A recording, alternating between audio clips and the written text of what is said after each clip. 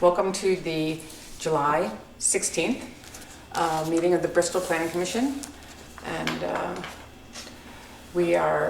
it says approval of minutes. I still am backlogged on that, and I might need some help taking care of some of these minutes because I'm gonna have to go back and read or look at the film. So I'm eyeing you, Bill. Since you're co-chair, you may have to help me with that.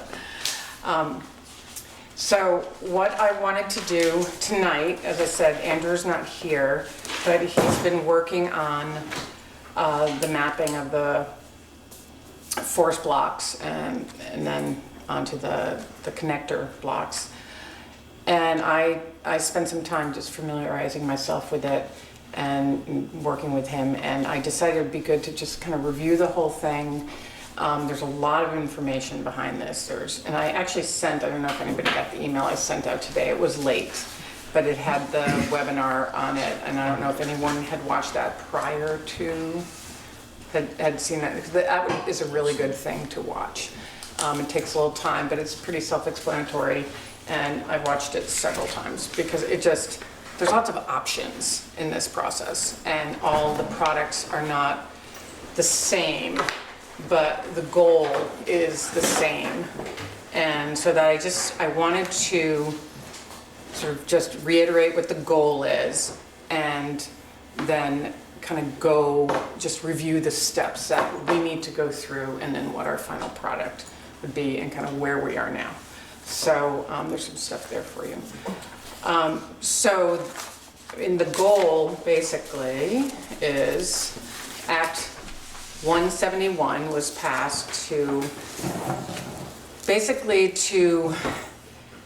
better manage Vermont's forests and be aware of what we have as a resource.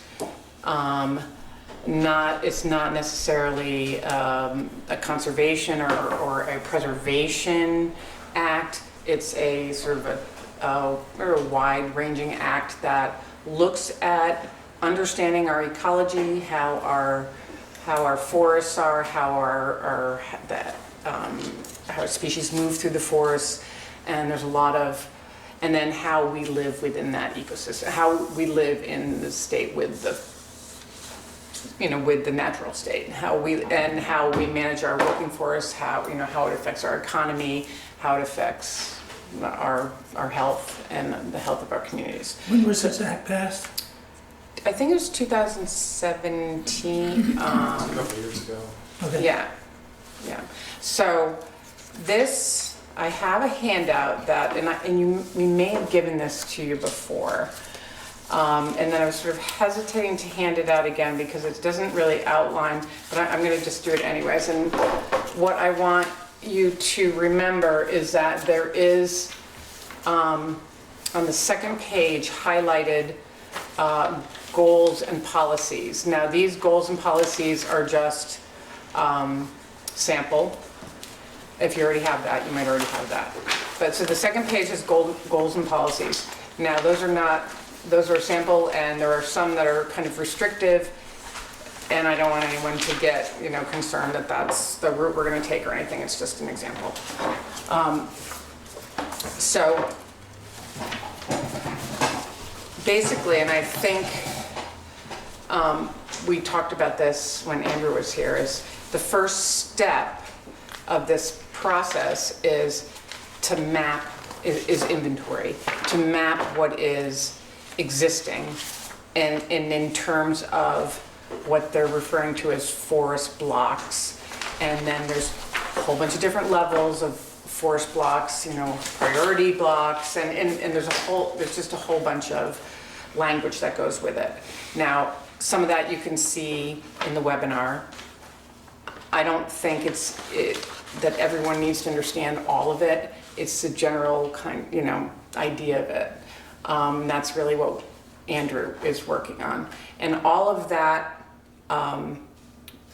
ecological information is actually in these books here that were put together for this tied to Act 171, but it's independent of that, and it's basically a manual, and it's got a CD in it, and there's more of these at regional planning, and anyone can have one of these if they would like it. It's a nice, so I brought 4, only because I didn't want to carry more.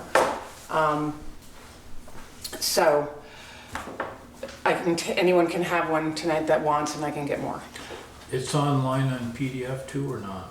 I don't know if this is, but it's all tied into what is called the BioFinder. And that is all, it's an interactive program. It's like the Vermont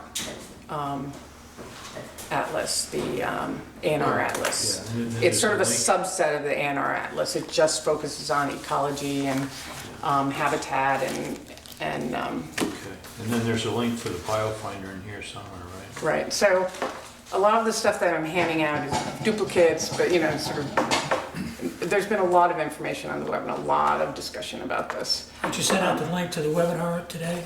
I did, yeah. Okay. Um, So yeah, feel free if anybody wants to take one of these now or wait till later. So the forest blocks is one piece of the mapping, and so we need to basically create a map in our natural resource section that shows these forest blocks, and they are all identified. We've described them. I have a narrative for that. Not we, Andrew has described them. And then looking at sort of smaller ecosystems that are considered connectors, and they can be either riparian connectors or just woodlot connectors, and they're not as big as what's considered a forest block. And so to look at those together to see how wildlife and move through, not our town, but then the state, and they talk about in the webinar, how they've even mapped it all the way up to Canada. And so it's multi-country even. So it's pretty interesting. And then, but the bottom line is that, they really stress your community then takes that information. That's the first piece of it. But then you take that, the next step is to look at your land use and how does it affect your land use map. And we have a land use map which our zoning is based on. And almost all of this falls into, all the big forested blocks fall into the conservation area.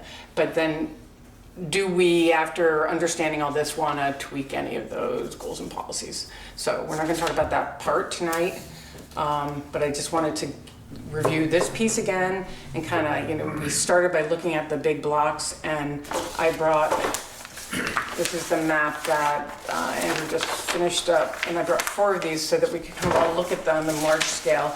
And I have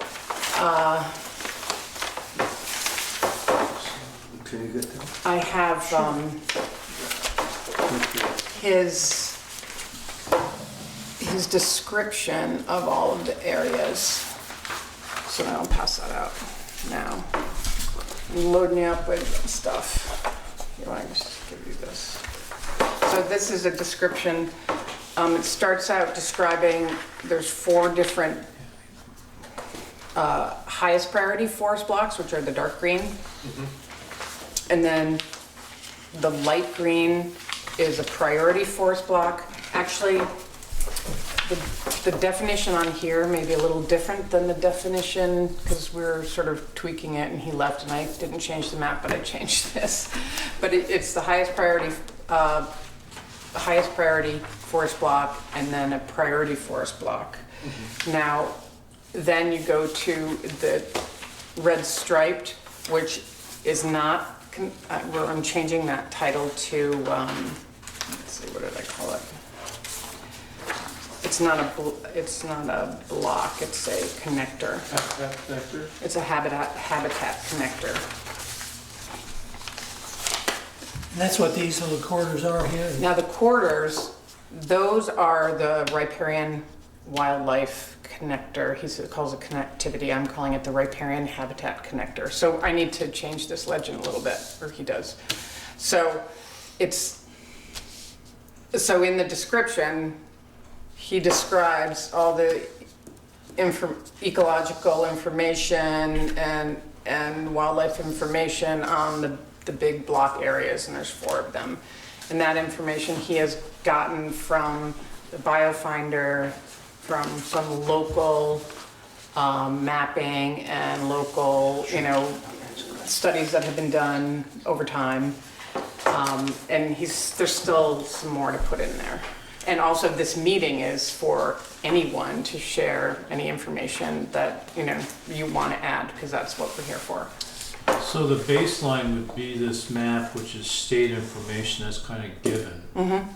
And then we would take and change that a little bit or not at all based on our feelings about the actual physical conditions or what we want to plan in the town. Well, I think we're gonna show the blocks as they are. I mean, they're there. We're Yeah, not that's, gonna. that's a given map. Right. In terms of, for the inventory map, so this is the inventory map we're working on. We would kind of overlay, I guess it's and let's see, I'm trying to figure out exactly how to say this. Well, I guess my question is, if you go back into the video, Waitsfield had Okay, yeah, a map like this that Mm-hmm. was a state map that was gospel. And they went through a process, and when they got done that process, the map that they ended up with was very different than the state map that they adopted in their plan. I'm just trying to, well, not that, and it was yeah. pretty radical, and I don't think, I'm not saying that we're at that point, but there's some discussion that shapes when this map. moving it to the land use piece, because in the land use piece, you're gonna take this information and say, okay, how do we want to treat? Okay, so that second map was their land use map then, I believe so. which is the same thing as. And so maybe some of these areas they wanted to conserve more strongly. I got the impression when I looked at it, it looked like they ratcheted things back. Or that, or they might have said, okay, this area, no development. Right now, I mean, this isn't broken down into our land use. For example, there's a big part of Bristol Cliffs that is wilderness area, and then there's part of it where there's homes.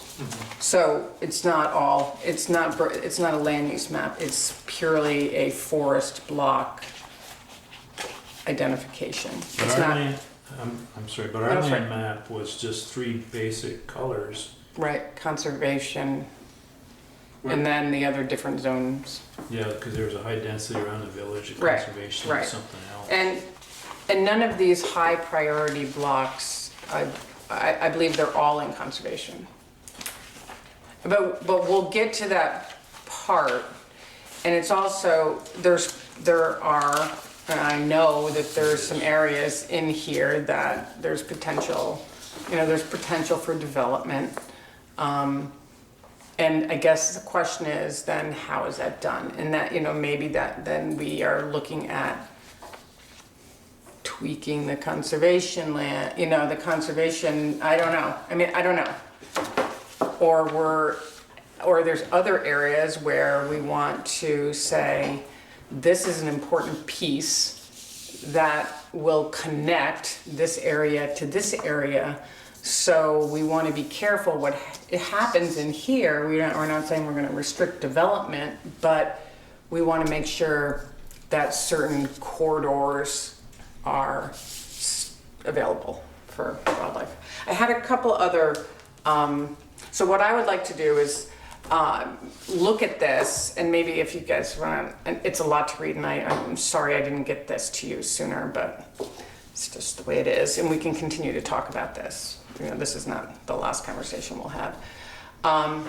If anyone does have, any, information to share in terms of habitat, wildlife crossings, and we have a bunch of that stuff. We actually met with the Conservation Commission this week and just got some numbers and stuff from studies where they did some counts on crossings, and I mean they're pretty obvious where they're happening. I mean anyone who lives in town probably knows. You can look at this map and figure out where they're happening.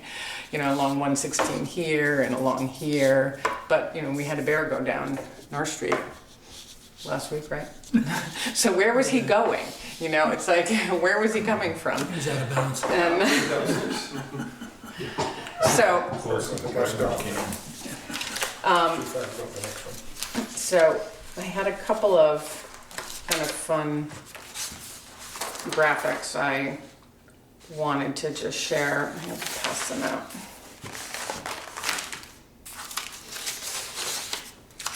And I took them from the webinar, just in case people hadn't seen it. So one question I have is that the other priority connectivity blocks, Yeah, that's, I live way up here in Upper Meehan, that's being logged, okay? So, I mean, that's a private land that's being logged, and is that in compliance with the usage of that land? well, That's that's a little separate from this, I'm sure it is. I'm sure it is. well, I was just gonna say, one of the things early on in the webinar talks about, land use and basically who has oversight of some of the things in forestry operations. is Right, you should watch the state, work, it's so. really important to watch the webinar because there's, multiple players here. And working landscape is very important, and they talk about, how much money that contributes to our economy and as well as tourism and as well as just recreational use and just the general health of our community. And so I thought this graphic was interesting if you hadn't seen the webinar.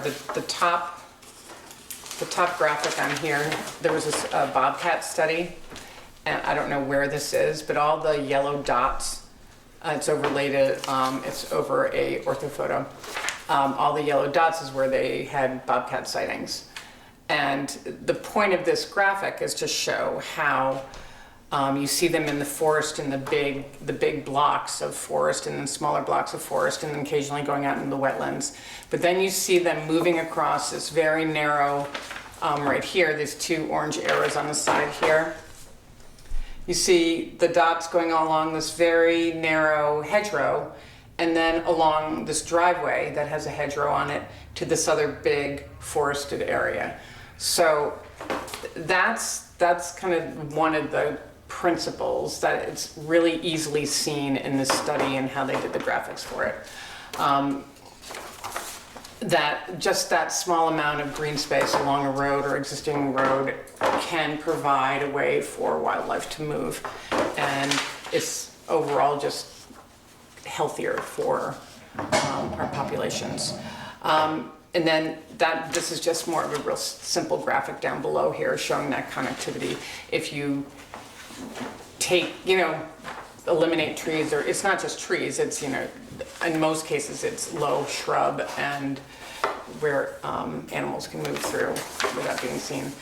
On the back side is a pretty simple graphic also that, I keep hitting that, I'm sorry, showing the big forest blocks on the perimeter and then a smaller, and they're not calling it a block, but it's a habitat.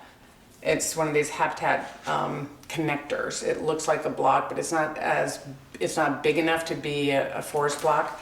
And how that sort of sits in between these two big forest blocks, but there are ways through things like hedgerows and small, plantings in people's yards that, or however, or just remnants of vegetation that wildlife can move through. So that's the next piece to this map, is to kind of understand where these movements are, or kind of assume or guess, we have some information, and maybe overlay, do a similar map with some arrows on it and see how that works with the information that we have from town, and from the other resources that we have. And the last example down here is too small to read for anybody. So but you can tell just by the first list is an undeveloped parcel, and it lists all the different species. And as the parcel gets smaller and smaller acreage-wise, you lose the diversity. So that's, in terms of goals, that's a big goal for these projects, for this act.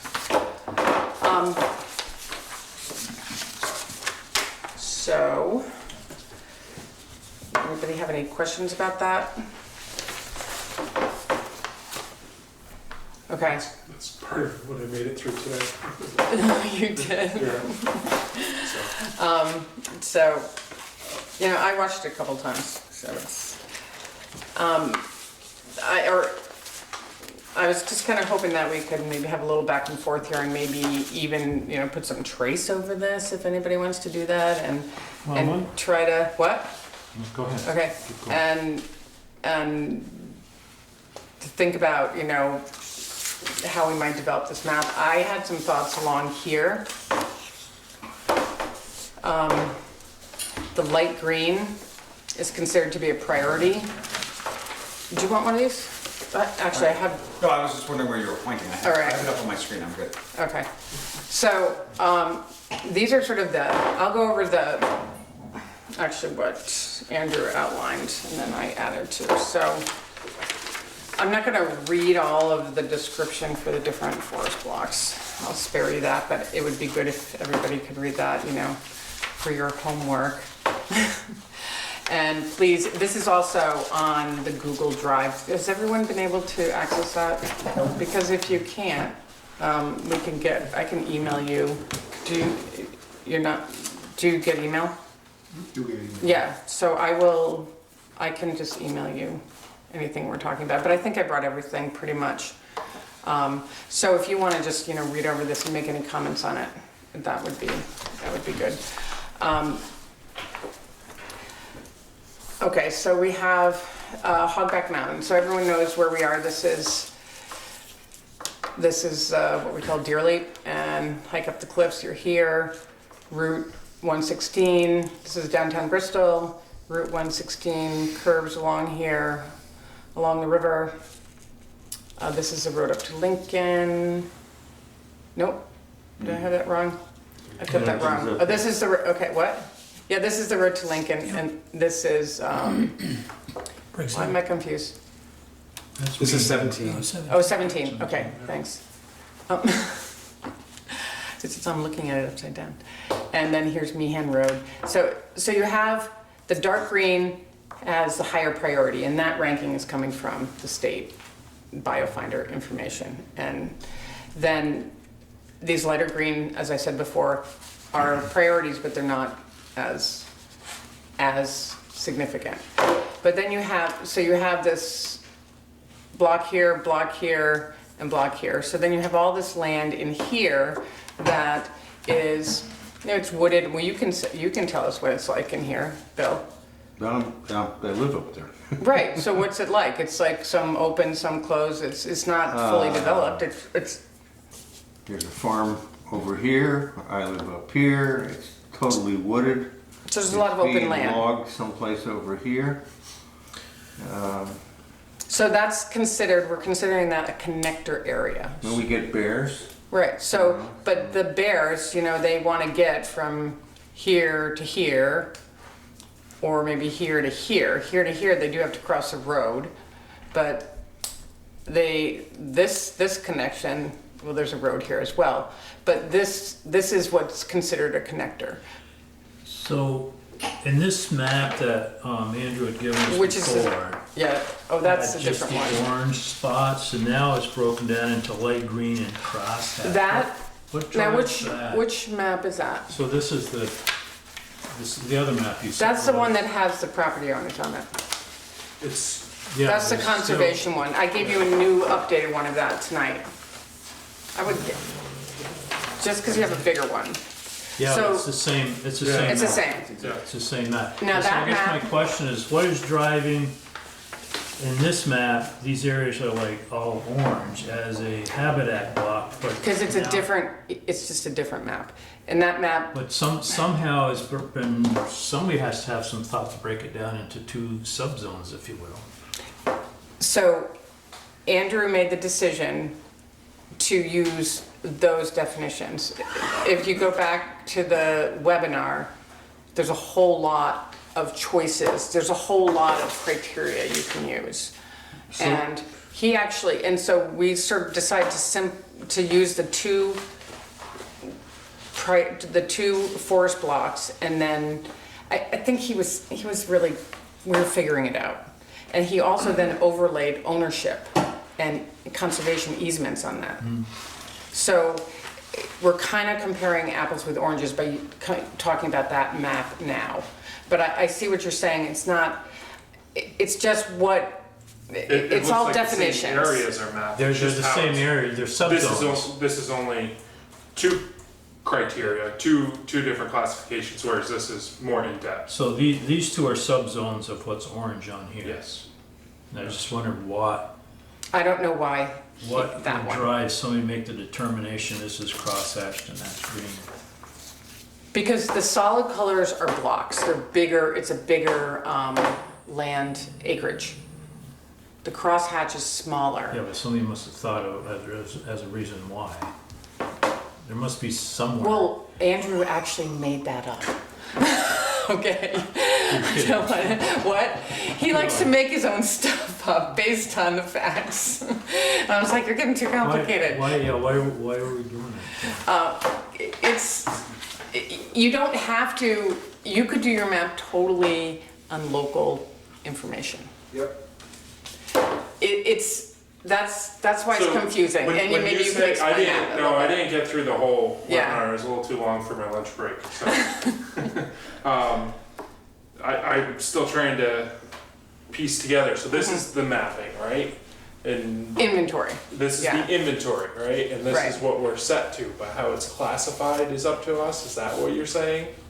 We can, the goal is, I mean, you can make these as complicated or as simple as your town wants to do it. And I've decided to watch the webinar over and over again because there's so much information in here. And the goal, I mean, if they expected every town to make it as complicated as they're doing up in Chittenden County with every, it just wouldn't happen.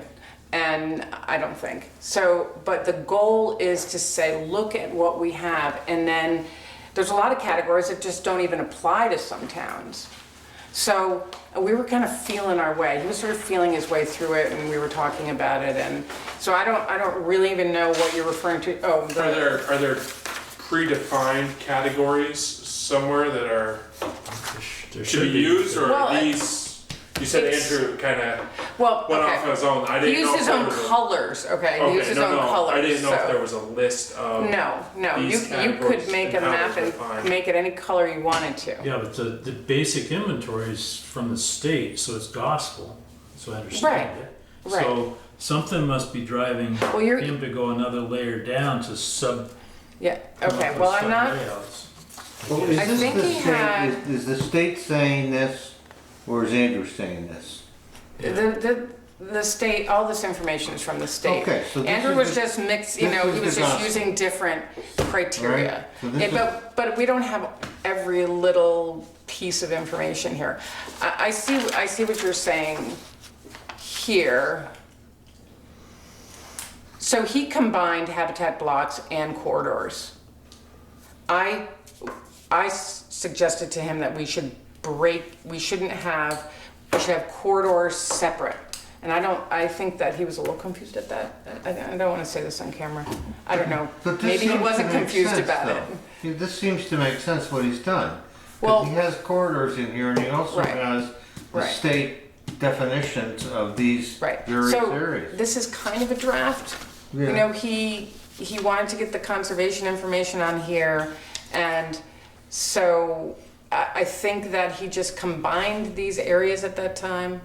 But we were discussing it, how we wanted to keep connector areas and block areas separate. They're not separate here. So I think that is the inconsistency that you're seeing. That's great. Does that make sense? Yeah, Okay. Great, isn't it? So the hatch, the brownish red hatch here are connector areas. And as I said before, the titles on here are a little off. so he'll have to change in his verbiage, he's still referring to these. I know, terms. cross out block. I And know, then you'll have to right, all of this is draft. move to these terms here then. There, that's. I'm gonna read off what I did today. I changed some of the titles. The highest priority forest blocks are the dark, and that is referred to correctly, are the dark green. And that is the Hogback Mountain Forest, Bristol Cliffs Wilderness Area, or Forest Block, Elephant Mountain Forest Block, and the Watershed Forest Block. And those four were defined by state. These are, so Andrew's the one doing the mapping. This information is from He's BioFinder. pulling out of BioFinder. Yes. And then He just does some of his own mapping. He does the mapping, Which- but he just overlays the same information. When you, So does the state identify Hogback Mountain Forest Block as a? We're naming it. That's it. So they identified the block, we put a Yeah, name to it. we're putting the That's- names on so it. that's block 1, 2, So we're 3, not- 4. And we've just Or it's whatever it is, and it has acreage, and it has, and all, I mean, what is really interesting, and it would be nice to have in our plan, is to show it, you know, in context with the surrounding towns, to see like how far, like this wilderness area really goes. This goes up through Moncton. You know, things like here, it's interesting along this town line, it gets sort of open, and then you have, you know, and eventually as you get to the lake, it gets more and more open. So it's interesting to see, you know, Bristol has a lot of forested land, obviously. So then the next level, we're calling priority forest block, and those don't have names necessarily, and we're just calling them, in here, I just called them area 1, 2, 3, and 4. And the 1 being between Meehan Road and Upper Meehan Road, so that's that. And he started, and there's more, this, I know I should have put draft on everything, so you please write draft on everything, and maybe you could date everything that I gave you tonight, just so that we don't pull them out later and say, what is this? So, and then this is area 2. And then area 3 is this piece here between Lower Notch Road and Carlstrom Road. And so that's not, you know, sort of broken up, but I'm looking at that as one block.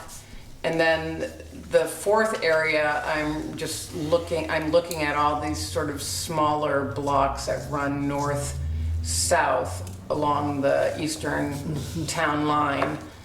And it's interesting because they're all, you know, they're individual blocks, but they're all tied together with the rivers, the riparian corridors. So, I mean, you can kind of see how there's definitely movement of smaller animals along there. And so it brings you right up into, you know, Waterworks and Bristol Pond. It'll be the western side then. Did I say eastern? I meant western. Thank you. That's why I need you guys. That's because you're looking at it. No, I wrote it in the description wrong too. the eastern side of the western border. So, and then the habitat connectors, there's this big one here between these 2 priority blocks. And then we kind of have scattered, you know, a bunch of small ones through here. So and that sort of shows you, you know, what can happen, and there's a pattern. You sort of see a pattern when you look at this. And that's another sort of principle behind this act, is that, or behind this requirement, behind this process, is Let me ask to, you a question, it's kind of off the wall here, but I'm looking at this and there's a lot of bleed off in our adjacent neighbors. yeah. Do we have any kind of collaboration with the other towns? Like, okay, Well, that's what I said. We're the first town to do it in Addison County. okay. So, I think I was just saying, it would be really great. And also Addison Regional Planning has to do it in their plan. okay, So it will ideally, I mean, it's all it's all done statewide in the biofinder. So this is still pretty early stage stuff. It is pretty early, and that's kind of explains a little bit of the struggle. So isn't there a section in the plan where it says you've talked to other towns and integrated your borders? I mean, it's like the last section or something. There is, what Which is will the include this kind of- compatibility? Yeah, so it should. We include this can, I stuff. mean, that can be mentioned in there, yeah. I mean, I think it would be good to have in this section to show a larger scale where, you know, but you're not, Well, that's the nice thing about that old map, is it does bleed off into the other areas. With the two zone map. oh, yeah, Yeah. yeah. And so that you can see what you're talking about, but this is just, and we can, as I said, this is not a done deal. This is a working drawing. So, okay, habitat, and then so I mentioned the other habitat connectors, and then there's the riparian habitat connectors, which basically Bristol Pond, which is it's more wetland area. It does have some outflow or inflow. New Haven River, obviously, which is a huge one. And it pretty much connects a lot of the blocks. And then the Notch Brook riparian area, which is down here. So then he also wrote up a little bit of information that he found on wildlife road crossings, which support what we've heard about crossings of deer and bear here and here. But there's also, there's also probably crossings here, but it would be, as you said, it would be nice to see. We know Waterworks goes into New Haven, and I guess it's only in New Haven, because New Haven is on both sides of this, isn't it? Oh, it goes into Moncton too. But here is a little different, but I don't really know what happens here. We have East Street coming down, but then you have a pretty good forested area between, let's see, west of that. And then it turns all farmland again.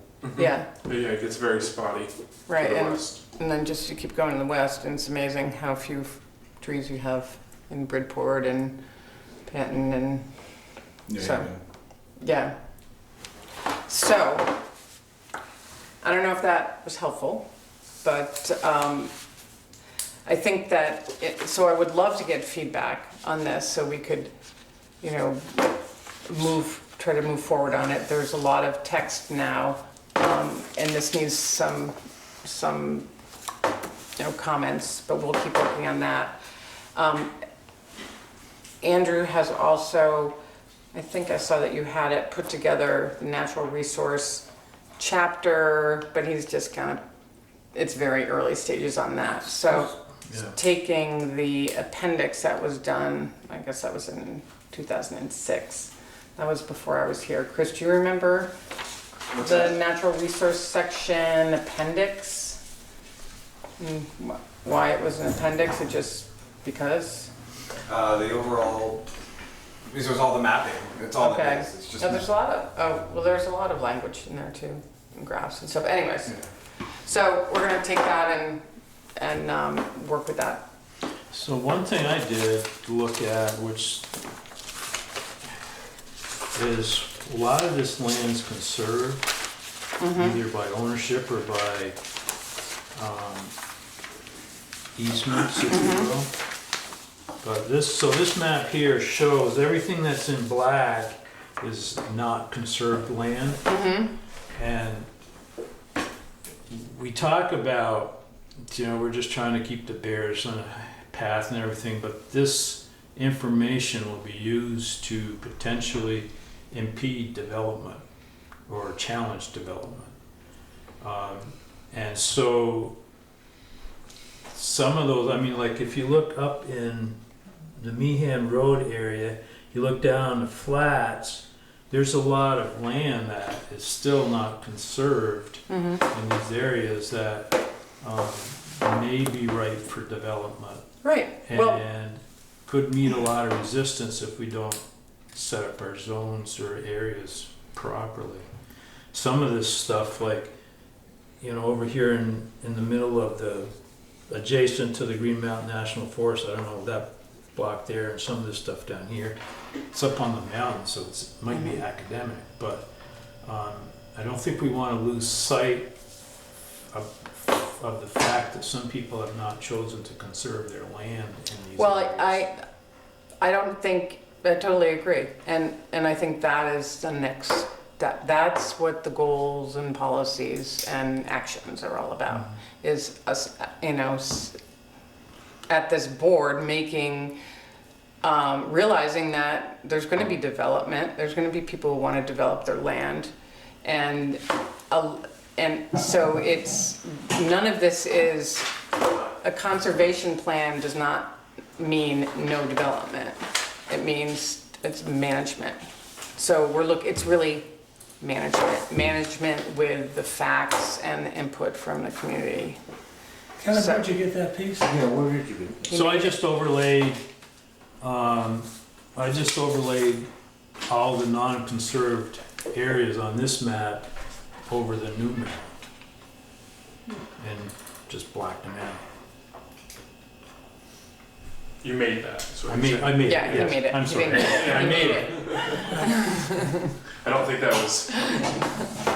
Anyway, so no, yeah, that, I mean, But- it's a good, I mean, that goes back to what you saw, you watched the webinar, I know you did, I can tell, but I see that's that. what they talked about. It's balancing all those things.